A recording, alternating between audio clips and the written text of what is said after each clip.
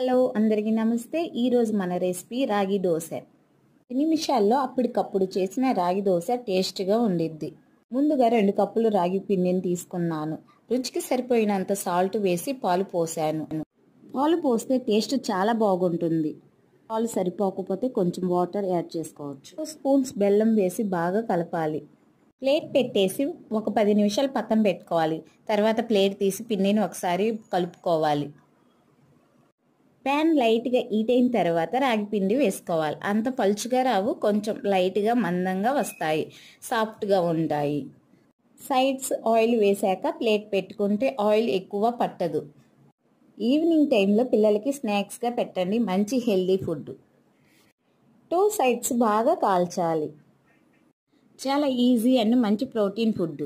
మా వీడియోస్ చూస్తున్నారు కానీ సబ్స్క్రైబ్ చేయటం మర్చిపోతున్నారు. Please subscribe and thank you for watching.